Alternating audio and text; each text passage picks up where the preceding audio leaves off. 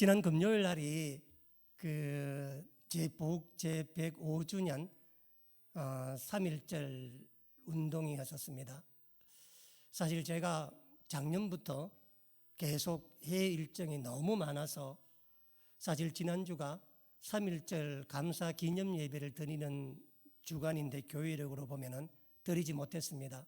항상 해외 가기 전에 한 2주 전부터 왜 가느냐에 대한 설교를 했고, 갔다 오고 나면 한 2주 정도 왜 갔다 왔는가에 대한 설명을 하다 보니까 한 번 더 교회력에 대해서 계속적으로 놓치는 부분들이 많았습니다. 그리고 지금 사순절 기간인데 사순절 기간은 반드시 오늘 본문으로 설교를 한번 해야 되거든요. 그래서 오늘은 한번 이런저런 얘기를 여러분과 함께 한번 나눠보려고 합니다.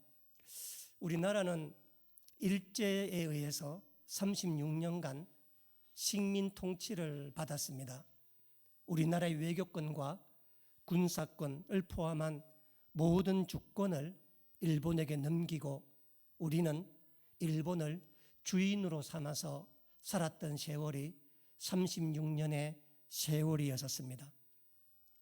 그런데 우리나라가 일제 식민지 지배를 받을 때 우리나라만이 식민 지배를 받은 것이 아닙니다. 오늘은 제가 이 부분은 짧게 설명하고 다음에 기회에서 한번 더 이야기하려고 하는데, 우리나라가 일제 식민지 받을 당시 때 우리 동북아시아 또 동남아시아 또 뿐만 아니라 중동뿐만 아니라 전 세계 전체가 서구 열강의 식민 지배를 받던 시대였었습니다. 그 중에서 동아시아만 한번 살펴보면은 우리나라가 그나마 가장 짧은 식민 통치를 받은 나라가 우리나라입니다. 먼저 인도 차이나 반도를 보면은 베트남은 프랑스에 의해서 80년간 식민 통치를 받았습니다. 이번 우리가 갔던 캄보디아는 프랑스에 의해서 90년간 식민 통치를 받았고, 그 위에 라오스는 프랑스에 의해서 60년간 식민 통치를 받았습니다. 또 인도 차이나 반도에 있었던 미얀마는 영국에 의해서 무려 123년간을 식민 통치를 받았고, 인도네시아는 네덜란드에 의해서 142년간 식민 통치를 받았습니다. 말레이시아는 163년간 영국의 식민 통치를 받았고, 인도는 89년간 영국의 식민 통치를 받았습니다. 가까운 중국은 홍콩만 보면은 무려 150년간 영국의 식민 통치가 아니라 직할 통치를 받았던 것이 바로 중국이었고, 필리핀은 스페인의 400년, 미국의 48년간 식민 통치를 받았습니다. 그에 비한다면은 우리나라의 36년간 식민 통치는 동아시아뿐만 아니라 세계 열강 식민 통치 가운데 가장 짧게 식민 통치를 받았던 나라가 바로 우리나라입니다. 그렇게 된 이유가 뭐냐면은 오늘 자세하게는 설명 못 하겠지만 당시의 국제 정세로 프랑스가 동남아시아를 식민 통치하고 난 다음에 우리나라를 식민 통치하기 위해서 병인 양요 일으키잖아요. 그렇죠? 그때 대원군이 물리치잖아요. 그렇죠? 물리치는데 우리나라가 힘이 있어 물리친 것이 아니라 당시 프랑스 대혁명이 일어납니다.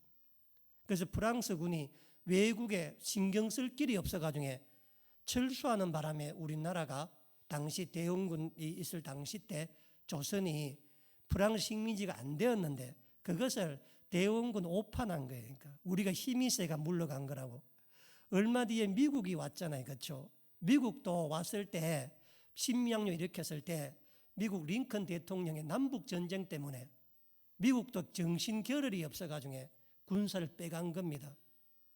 그래서 사실 우리나라도 한 70년, 80년간 당시에 세계로 보면은 그런 식민 통치가 있어야 됐는데 당시 국제적인 각 나라들의 내전으로 말미암아서 그때마다 우리나라가 조선이 식민 통치를 벗어나서 있다가 결국은 일본에 의해서 우리가 식민 통치되잖아요. 왜냐하면 다른 서구 열강은 옛날부터 강대국이었지만 일본은 메이지 유신 이후에 세계 제국이 된 나라였기 때문에, 그러니까 우리나라의 식민 통치는 되게 짧을 수밖에 없었습니다. 그런데 제가 여러분께 말씀드리고 싶은 것은 뭐냐면은 이 동아시아 국가 가운데서 식민 통치를 했던 나라가 영국과 프랑스와 그리고 네덜란드가 중심이었습니다. 미국 빼더라도 중심이었는데, 식민 통치할 당시 때 영국과 네덜란드와 프랑스의 국교가, 프랑스는 캐톨릭이었고 영국과 네덜란드는 개신교였었습니다. 이런 나라가 142년간 통치했던 인도네시아는 전 세계에서 가장 큰 이슬람 국가가 되었습니다. 영국이 123년간 통치했던 말레이시아 역시 국교가 이슬람입니다. 지금도 전 세계에서 가장 큰 이슬람 국가는 사우디아라비아가 아니고 인도네시아입니다. 네덜란드가 140년간 통치했던 나라입니다. 그리고 국교였던 프랑스가, 가톨릭 국교 프랑스가 지배했던 캄보디아, 라오스 전부 다 국교가 불교예요. 그러니까 영국이 지배했던 미얀마 국교가 불교입니다. 베트남은 공산주의 국가가 되어서 헌법의 무신론자 국가예요. 그러나 베트남 역시 80% 이상이 불교입니다. 참 흥미로운 점은 뭐냐면은 라틴 아메리카는 같은 국교를 갖고 있었던 포르투갈, 스페인이 식민 통치했는데 라틴 아메리카는 100% 지금 캐톨릭 국가입니다. 그런데 영국이 150년간 직접 통치했던 홍콩이 기독교입니까? 최근 발표에 보면은 홍콩이 동아시아에서 가장 기독교 복음이 많은 나라라 6.7%입니다.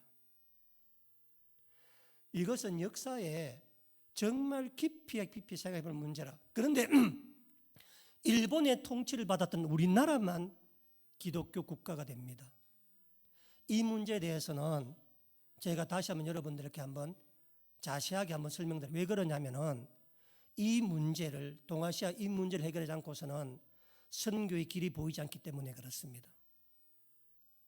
제가 최근에 계속 선교를 나가며 점점점 제 마음에 드는 것은 뭐냐면은 선교에 대한 근본적인 변화가 없이는 불가능하다는 생각을 다시금 계속해 옵니다. 언제 다시 한번 그 문제 이야기하고, 그래서 이 동아시아 국가 가운데서 유일하게 식민지를 받지 않은 나라가 태국뿐입니다. 동아시아 전체에서. 그럼 태국은 왜 식민지를 경험하지 않았는가? 태국은 식민지 국가들이 오면은 알아서 다 줬어. 알아서. 그냥 저항을 안 했다고.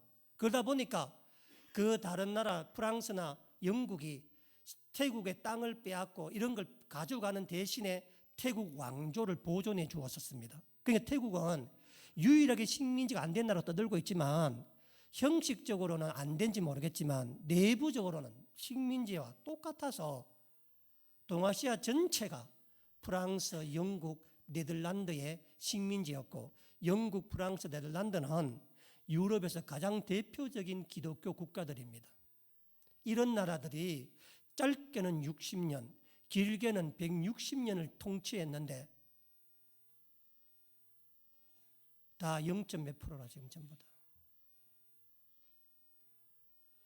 그런데 성경을 보면은 히브리인들, 이스라엘 백성들도 400년간 애굽의 노예로 있잖아요. 그렇죠? 전체 기간은 430년입니다. 애굽에 산 기간은. 그런데 30년은 요셉이 총리로 있던 기간이라 노예가 아니었고 30년을 뺀 400년은 완전히 노예로 살았습니다. 우리나라 36년, 보통 한 세대를 30년이라고 이야기하거든요. 그렇죠? 우리는 36년 한 세대 일본의 식민 지배를 받았지만 히브리인들은 우리보다도 10배가 더 많은, 10배가 11배가 더 많은 400년간 11세대 그 걸쳐서 식민 통치를 받았던 나라가 바로 이스라엘이었습니다. 1945년 8월 15일에 마침내 우리나라의 힘은 아니었고 외세에 의해서 독립을 맞이하게 됩니다. 그러나 독립과 동시에 1945년 8월 15일 날 우리나라는 남북으로 분단되잖아요. 33~8도선을 기준으로 해서 분단되고 난 다음에 근대사에서 가장 치열했던 동족 간의 전쟁인 6.25를 겪고 지금까지 이어져 있고 올해 초 신년에 김정은이가 북한의 가장 큰 주적은 남한이다 라고 공식적으로 이야기할 정도로 지금 남북한의 관계는 이렇게 더 안 좋을 만큼 왔는 겁니다. 역사의 아픔을 그대로 겪고 있는 것입니다. 이스라엘도 마찬가지였습니다. 하나님께서 400년 만에 노예 생활을 정리하고 출애굽시켰는데 그들이 간 곳은 가나안 땅이 아니라 광야였다는 사실입니다. 우리 민족이 지금까지 1945년 이후에 지금 79년간 광야에 빠져 있다면 이스라엘 백성들도 마찬가지였습니다. 이집트 땅과 가나안 땅은 붙어 있지 않았습니다. 그 속에 거쳐 지나가야 되는 곳이 있었는데 바로 이 광야입니다. 그런데 이 광야는 믿음으로 건너가지 아니하면은 건너갈 수 없는 것이 바로 광야입니다. 하나님께서 출애굽시켜서 마침내 역사에서 하나님의 나라, 하나님의 선민, 이스라엘 민족을 세우기 위해서 첫 번째로 인도했던 것이 바로 광야였었습니다. 오늘 본문을 보면은 예수님께서 공생애를 시작하시면서 첫 번째 간 곳이 어디예요? 광야입니다. 출애굽한 백성들은 하나님께서 구름 기둥과 불 기둥으로 인도해서 광야로 데리고 가셨고 오늘 본문 1절을 보면은 예수님은 성령님에 이끌리어서 광야로 가서 마귀에게 시험을 당했다라는 이야기입니다. 광야는 시험을 당하는 곳이고 여러분과 내가 사는 삶 가운데서 언제든 다 광야이며 모든 게 다 시험이 있습니다. 그런데 오늘 내 말 잘 들어보세요. 성경에 등장하는 사단이 사람을 시험하는 장면들을 간추려 보면은 또는 하나님이든 누구든 사람을 시험하는 장면을 보면은 공통점이 하나가 있습니다. 시험의 그 첫 번째 시작이 항상 먹는 것으로 시작한다는 겁니다. 항상 먹는 것으로. 인류 역사상 첫 번째 시험이 어디에서 있었습니까? 에덴 동산이죠, 그렇죠? 에덴 동산에 보면은 성경 역사상 첫 번째 사단의 말이 나와요. 사단의 뱀이 한 말이 나온다고. 그러니까 성경에 최초로 기록되어 있는 사단이 한 말이 뭔지를 창세기 3장 1절에 이렇게 나옵니다. 날 보세요. 그냥 보세요. 뱀이 여자에게 물어 이르되 하나님이 참으로 너희에게 동산 모든 나무의 열매를 먹지 말라 하시더냐. 인류 최초로 받았던 사람의 첫 번째 시험도 먹는 문제였고 사단도 열매를 먹지 말라 하더냐. 다른 것으로 시험하지 않습니다. 여러분들 첫 번째 시험은 항상 먹는 문제야. 전부 다. 이 먹는 문제는 돈과 같은 내용이 전부 다. 다 이것 때문에 시험 드는 거예요, 전부 다. 그래서 사단도 에덴 동산에서 첫 번째 사람을 시험하고, 사람도 첫 번째 시험 들었던 게 뭐냐면은 먹는 문제라. 열매를 보았던 거라. 그래서 먹지 말라고 하더냐라는 먹는 문제입니다. 이스라엘 백성들이 출애굽하고 난 다음에 광야에 나와서 첫 번째 받은 시험 역시 뭐였는가? 출애굽기 15장 22절에 이렇게 나옵니다. 들어보세요. 모세가 홍해에서 이스라엘을 인도하며 그들이 나와서 수르 강야에 들어가서, 수르 강야는 홍해를 건너고 난 다음에 이스라엘 백성이 첫 번째 만난 강야가 수르 강야라. 그 수르 강야에 들어가서 거기서 사흘길을 걸었으나 물을 얻지 못하고 백성이 모세에게 원망하여 이르되 우리가 무엇을 마실까 하며. 자, 백성이 모세에게 원망하여 이르되, 신구약 성경 통틀어 원망이라는 단어가 첫 번째 나오는 장면입니다. 여기에 원망은 뭐냐? 투덜거리고 불평하고 난리치는 거 아니겠습니까? 첫 번째 원망이 어디서 나오는가? 먹는 문제 때문에 그렇습니다. 먹는 문제 때문에. 광야에 들어와서 수르 강야에 사흘길을 걸었더니 목이 말라. 그때부터 원망하여 이르되 처음 등장합니다. 원망이란 말이. 그리고 두 번째 광야의 시험이 뭐였는가? 출애굽기 16장에 1절로 2절에 보면 이렇게 나옵니다. 이스라엘 자손 온 회중이 그 광야에서, 이 광야는 신광야 말하는 그 광야에서 모세를 원망하며, 두 번째 원망 단어 나와요. 이스라엘 자손이 그들 이르되 우리가 애굽 땅에서 고기 가마 곁에 앉아 있던 때와 떡을 배불리 먹던 때에 여호와의 손에 죽었더라면 좋았을 것을 너희가 이 광야로 우리를 인도해 내어 이 회중을 줄여 죽게 하는도다. 이스라엘 백성들이 광야에서 두 번째 시험 들었던 게 뭐냐면은 만나와 메추라기입니다. 먹는 문제 때문에. 그 뒤에 계속 나와 무리바에 물면, 그러니까 먹는 문제만 나오면 시험 들어. 그게 사단이 우리 시험할 때 가장 첫 번째로 시작하는 시험입니다. 거기를 통과하지 못하면은 그 뒤에 시험 판판이 넘어져. 다니엘이 바벨론에 붙들려 갔는데 바벨론 왕 느부갓네살이 다니엘에게 뭐로 시험하는가? 먹는 걸로 시험합니다. 다니엘 1장 8절 이렇게 나옵니다. 다니엘은 뜻을 정하여 왕의 음식과 그가 마시는 포도주를 자기를 더럽히지 아니하기로 작정하고 환관장에게 구하였다. 바벨론 느부갓네살 왕이 다니엘과 세 친구를 시험하는데 고기와 육식과 먹는 걸 먹으라고 줍니다. 다니엘은 내가 하나님의 백성으로서 그걸로 나를 더럽힐 수 없다면서 무려 3년간이나 다니엘은 채소와 물만 마십니다. 채소와 물만 마시고 하나님이 나를 어떻게 지켜주는가 보라는 거. 여러분 몸은 고기를 먹어서 튼튼해지는 것이 아닙니다. 이 예는 보통 11조 예로 많이 쓰여지는 본문입니다. 우리는 돈이 있어야 산다고 생각하잖아. 내가 돈이 있어야 된다고. 그러나 다니엘은 3년간 물과 야채만 먹어. 그런데도 얼굴빛이 상하지 아니하고 더 기운에 건강해졌다는 이야기합니다.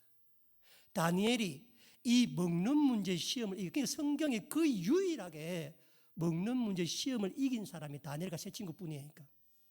이걸 이기니까 그 다음 총리 자리 시험 들 일이 없어. 사자굴에 시험 들 일이 없어. 풀무불에 시험 들 일이 없어. 이걸 이기고 나니까. 그런데 돈과 먹는 문제, 경제 시험 들어버리면 그 다음부터 일이 안 돼. 그래서 사단은 항상 어디 가든 간에 먹는 문제, 경제 문제, 물질 문제로 시험에 들게 하는 겁니다.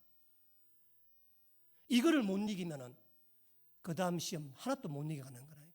그래서 오늘 본문에도 보면은 나오지 않습니까? 그런데 성경에 보면 말이죠, 이 먹는 것 때문에 완전히 패가 망신을 하고 가장 큰 시험 든 사람이 누구였냐면은 그 유명한 에서라. 에서. 팥죽 한 그릇 때문에 장자의 명분을 뭐예요? 25장 23절 에스가 이르되 내가 죽게 되었으니 이 장자의 명분이 내게 무엇이 유익하리요? 야곱이 떡과 팥죽을 에스에게 주매 에스가 먹으며 먹고 마시고 일어나 갔으니 에스가 장자의 명분을 가볍게 여깁니다. 에서는 장자였다고, 이삭의 장자였다고. 그러니까 팥죽 한 그릇 때문에 이 먹는 문제를 넘어서지 못해. 그러니까 결국은 가난한 여자와 결혼한 또 죄를 또 저리는 계속 범해가는 거라. 그래서 여러분들이 하나님 앞에 먹는 문제, 물질 문제가 해결이 안 되면은, 해결된다는 말은 뭐냐면은 뒤에 설명드리겠지만 그게 해결이 안 되면은 그 다음 시험 무조건 다 넘어지게 되겠다. 무조건 다. 그래서 사단은 에덴 동산에도 먹는 걸로 시험하고 출애굽한 백성들에게도 먹는 걸 시험하고 오늘 보면 예수님에게도 뭐로 시험해요? 가장 먼저 먹는 걸로 시험한다고. 먹는 걸로. 어디 시험 그래 한두 가지겠어? 그런데 여러분 이것 꼭 마음에 명심하시기 바랍니다. 따라합시다. 먹는 것은 언제나 하나님만이 주실 수 있다. 성경 전체를 통틀어 읽어봐도 사단이 사람을 시험할 때 사단은 단 한 번도 음식을 내놓은 적이 없어. 한 번도. 사단은 뭐뿐이라고? 말뿐입니다. 말뿐. 그래서 사단을 참소하는 자, 이간질하는 자, 갈라놓게 하는 자. 사단은 창조자가 아니기 때문에 먹는 것을, 물질을 만들어낼 수가 없어. 그래서 신강야에서 하늘에서 만나를 빛처럼 내린 분은 하나님이셔. 시험 들어 있지만 그 시험을 사단에게 주지 못한다고. 사단은 항상 말로 갖고 와서 흔들어 마음 상하게 하고 사람 흔들어 놓는다고. 먹음직스럽고 보암스러운데 정말 먹지 말라 했느냐? 이 선악과 누가 만든 거예요? 하나님 만들어 놓으신 거라. 하나님이. 팥죽은 야곱이 쏜 거라. 사단이 만든 게 아니라고. 그래서 사단은 먹는 걸로 시험하되 단 한 번도 사람에게 먹는 것을 준 적이 없어. 한 번도 성경 전체에서. 그럴 능력이 없습니다. 사단한테는. 항상 먹는 것은 누가 준비한다고? 하나님 준비하십니다. 하나님께서. 여러분, 엘리야가 로뎀나무에 지쳐 있었어. 이제 죽을 것 같아. 이제 광야에서 부엘세바 하루길 더 떠난 곳에서 쓰러져 있는데, 여러분 로뎀나무라고 하는 것이 나무가 아니에요. 아시겠습니까? 로뎀나무는 잎사귀가 실처럼 이렇게 줄기가 실같이 생겼다고. 이렇게 거기에 밑에 앉아 있다고. 지금 이게 엘리야가. 그때 떡과 물을 누가 준비해 오시죠? 하나님이 준비해 오셔. 하나님이. 여러분, 떡과 물이 풍성한 음식은 아니야. 그렇지? 떡과 물이 진미 양식은 아니잖아. 그렇지만 하나님은 사명을 가진 자는 반드시 살린다니까. 떡 한 덩이 줘도 되는 거야. 우리한테는. 일은 하나님이 하시는 거라고. 우리 지금 부자처럼 창고를 아무리 지어놔봐야 소용이 없다니까. 내가 가지고 있어봐야. 지금 내한테 필요한 것은 떡 한 덩이, 물 한 병, 하나님 보내신 천사가 주는 것이면 충분하다니까. 그거 먹고 일어선다고. 부활절 이후에 갈릴리 바다에 고기 잡으러 갔던 제자들에게 생선과 떡을 누가 준비해요? 예수님 준비하신다고. 그래서 엘리야는 그 떡 한 덩이 먹고 일어서서 호렙산에 가서 주님의 사명을 이루고, 예수님 제자들은 그날 아침 주님 준비해 주신 그 떡 한 조각 먹고 힘을 얻어 마가의 다락방에 올라가는 겁니다. 우리가 주님 일 하면서 돈으로 하는 일이 아닙니다. 돈은 있어야 되지만은 그 돈은 내가 사명을 가지고 있다면은 내가 하나님의 쓰임받고 있다면 사단이 그 돈으로 나를 시험할 때 내가 그 시험에 이기기만 하면 반드시 천사가 떡과 물을 준비해 온다고, 까마귀가 고기를 입에 물어온다고 있잖아요. 사르밧 가부, 그 제사의 가장 가난한 가부가 떡을 구워온다니까. 여러분 다 사명자의 하나님 앞에 내가 주님 이 땅 살아가면서 작은 거라도 내가 이루겠습니다. 그럼 사명자야. 그러면 염려할 게 없어.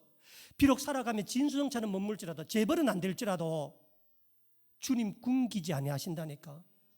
주님 사명 끝내지 아니하신다니까. 근데 내가 걱정해서 내가 자꾸 하다 보니까 어리석은 부자가 되는 거야. 자꾸 나가서. 그래서 따라합시다. 돈에는 영적인 힘이 있다. 이걸 아셔야 돼. 돈은 영적인 힘, 질적인 차이가 있어. 자, 영적인 힘이 있는데 사단이 꼬드기는 돈과 하나님 주는 돈은 뭐냐면은, 잘 보세요. 엘리야가 사르밧 가부 집에 갔는데 사르밧 가부는 그날 묵고 죽으려고 해. 여러분 그때 말하는 기름 한 줌이라고 하는 것은, 밀가루 한 줌이라고 하는 것은 성경 언어로 보면 있잖아요. 밀가루가 손바닥에 묻힐 정도라. 밀가루 통이 다 안고든 손바닥 넣으면 이렇게 만지면 밀가루 묻히잖아요. 그걸 말하는 거라. 무슨 밀가루가 있어가 했다는, 그러니까 사르밧 가부는 자기 있는 걸 밀가루 통을 다 제가 이렇게 모았다니까. 밀가루 통을 그거 먹고 죽으려고. 그런데 그거를 엘리야 줘 안 줘? 주잖아. 이거 줘. 여러분 여기에 감동이 있어 없어? 감동인가 뭐냐면은 하나님이 주신 물질은 감동이 있는 거야. 하나님이 주시지 않는 물질은 감동이 없어. 그래서 영적인 차이가 뭐냐면은, 어떻겠습니까? 여러분 보세요. 우리가 보면 막 그 신문에 그런 게 나오잖아. 한 번씩 막 그 저기 뭐고 막 그 김밥 말았던 할머니가, 휴주도 할머니가 막 평생을 모았던 돈을 1,000만 원을 어디 가난한 사람 어디 학교에 냈다. 감동이 얼마나 돼?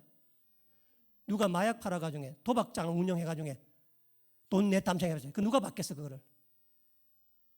같은 돈이 아니야. 같은 돈이. 그래서 목사가 봤을 때 진짜 눈물 나는 돈, 감동되는 돈. 목사님 이 돈이 작습니다. 여러분 자꾸 사르밧 가부 가는 게 자꾸 그런 게 아니라니까. 하네. 그래서 영적인 힘이 있어서 물질에는, 감동이 있는 물질은 사단이 시험하지 못해. 절대. 사단이 시험하는 물질은 감동이 없는 물질에 자꾸 너를 위해서 더 쌓아라. 보세요. 지금 오늘 뭐 제가 이런 이야기 하는 모르겠습니다. 오늘 지금 여의도인가 어디에가 의사 몇만 명이 모인대. 그놈들 보세요. 물론 할 만한 이유가 있겠지. 그러나 우리가 볼 때는 뭐예요 이거? 월급을 3억씩 4억씩 5억씩 받는 사람들이 어떤 명분을 내걸어도 뭐예요? 자기 밥그릇 챙기는 거잖아. 그렇지? 자기 밥그릇. 물론 나름대로 아마 이유가 있을 겁니다. 아마. 그러나 내 눈에는 그래 보여. 내 눈에는. 그러면 그분들이 그렇게 열심히 막 데모하고 해가지고 하려고 하는 것들이 공감이 돼? 그 백성들 돼? 안 돼? 안 된다고. 공감이. 국민들에게 감동이 돼야만 정책이 되는 거잖아요. 그렇죠? 이 영적인 힘이 있는 거야. 그러니까 감동시키는 다 영적인 힘이 있는 거라고. 근데 감동이 안 되면 영적인 힘이 없는 거야. 내가 아무리 좋은 이야기 아무리 떠들어 사봐야 아무도 내 길에 안 돼. 감동이 안 돼. 영적인 힘이 없는 거야. 그거는. 그러니까 한번 보세요. 빵에도 색깔이 있어. 빵에도 영적인 힘이 있다고. 여러분 예수님께서 왜 이 사단의 말을 왜 안 들었겠어요? 왜 이 이야기를? 왜냐하면 감동이 담긴 빵이 되려 그러면은, 보세요. 자, 예수님께서 지금 당장 돌가루로 빵을 만든 빵이 감동이 될까요? 아니면 어린 소년의 도시락에 싸온 보리떡 5개 물고기 2마리로 만든 그 빵이 감동될까요? 무슨 말인지 모르겠어요? 예수님이 돌을 갈아가 빵을 만들어 5,000명 먹인 게 감동되겠어? 아니면 어린아이 도시락 가가 그게 감동되겠어? 앞에 거를 말해봐라. 내가 항상 있잖아요. 어린아이의 그 도시락이 감동이 돼. 왜 도시락이 감동되냐면은 어린아이 그 도시락에는 집을 났을 때 어머니가 싸준 정성이 담긴 도시락이라. 아이를 생각하면서, 그리고 그 빵은 1년 12달 농부가 길어서 만든 빵이잖아. 눈물과 땀과 노력이 있는 빵. 돌가루는 뭐라? 같은 빵인데 뭐가 없다는 거라? 감동이나 가정의 눈물이나 아픔이 없는 거라. 비바람을 맞고 막 이래가 막 그 농부가 노심초사하고 해서 막 그렇게 가 가라 가중에 내서, 그래서 또 엄마가 막 치대가 만들어가 그 빵하고 사단이 돌로 빵 만들어라. 어떻게 차이가 있겠어? 감동의 차이가 같을 수가 없는 거라. 같을 수가. 그래서 그 부자보다는 가부의 2렙돈이 예수님께 더 귀하다고 말하는 것은 뭐냐면 돈 가치가 귀하다는 게 아니라, 그래서 예수님 돌아가시기 전에 마지막으로 향료토를 깨뜨렸던 그 여인의 그 헌신이 귀하다는 것은 뭐냐면 그것 자체가 귀한 것이 아니라 감동을 준다고. 감동을. 이 감동을 우리 교회 말로 말하면 간정이라. 간정. 이번에 캄보디아 갔을 때도 먹는 것 때문에 시험 많이 들었어. 이번에 사명을 놓자면 사명을 먹는 것 때문에 큰일을 못 봐. 사소한 것 때문에. 나중에 그 이야기는 센터에서 한번 들어보시기 바랍니다. 그래서 뭐냐면은 어디 가든 간에 감동이 있어야 돼. 감동이. 사람 앞에서. 그래서 사단은 지금 예수님 앞에 돌이 떡이 되게 하라. 능력으로 뭐든지 할 수 있다니까. 능력으로. 그러나 진짜 진정한 능력은 뭐냐면요, 무엇을 만들어내는 게 아니라 그 만들어내는 과정 속에 흘린 눈물과 땀과 기도와 찬양과 그 가는 길이라. 가는 길. 여러분, 예수님께서는요 빵이 소중하지 않다고 말하지 않았습니다. 빵은 사람의 생존에서 가장 필요한 겁니다. 그렇죠? 그러나 따라합시다. 하나님 말씀은 사람다움에 대해 가장 필요한 거다. 하나님 말씀이 짐승이 되는 거라. 짐승도 빵은 먹는다니까. 짐승도. 그래서 우리 기독교는 예수님은 빵과 말씀이 같이 가야 된다고 이야기합니다. 빵이 앞서가서도 안 되고 말씀이 앞서가서도 안 돼. 왜냐하면 빵은 사람의 생존을 위해서 반드시 필요한 물질이고 경제요 돈이고 그거잖아요. 그렇죠? 그러나 그것만으로는 안 돼. 사람다움에 대한 내가 사람다움이다 느끼는 것은 하나님의 말씀이 아니고서는 감동될 일이 없어. 우리한테는 세상 살아가면서. 그래서 빵과 말씀을 동시에 나가는 것이 복음이요 선교요 우리의 사역입니다. 그런데 선교지에 가보면 빵을 미끼로 복음을 팔아. 빵을 미끼로. 그러면 그 빵에는 뭐가 없어진다고? 감동이 없어지는 거라고. 감동이.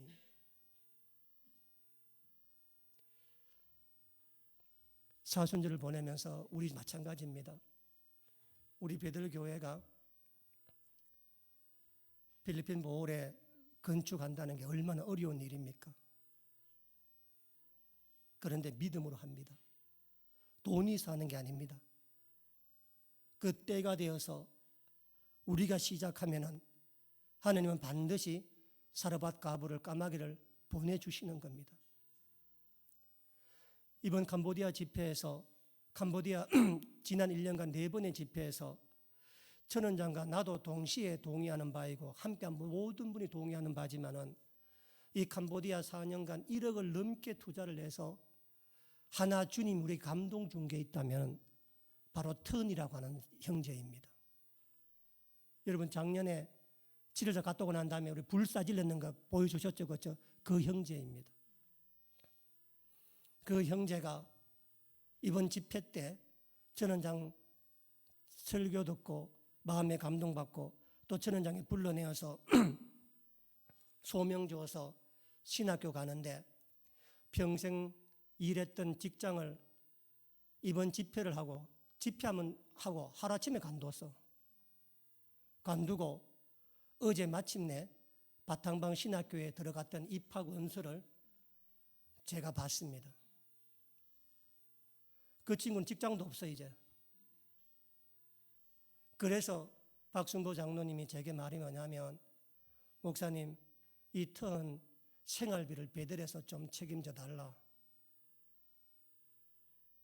이 친구 학교를 졸업해서 할 수 있도록 있잖아요.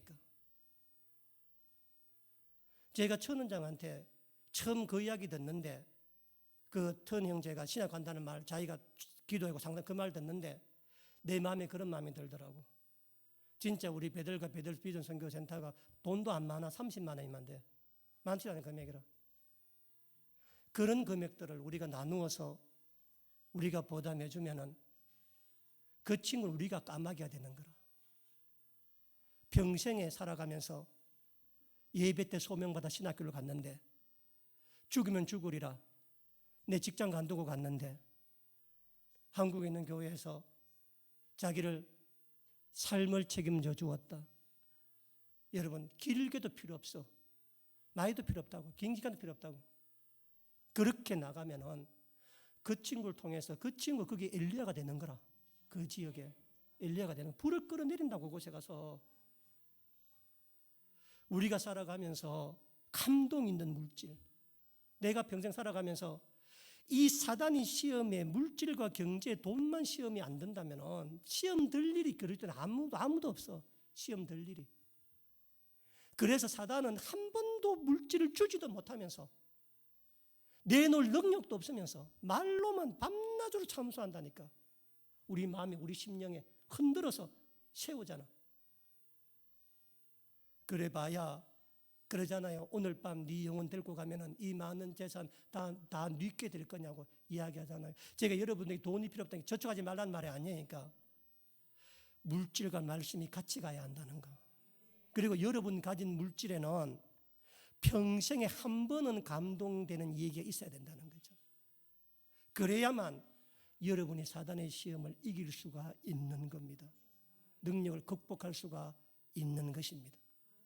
그래서 오늘 이 말씀을 통해서 살아가면서 이 물질에는, 이 빵에는, 이 돈에는 영적인 색깔과 질적인 차이가 있다는 걸 꼭 아시고 평생 살아가면서 시험 들지 않고 주님께 온전히 쏠 수 있도록 기도하며 나아가는 것이 축원합니다. 기도하겠습니다.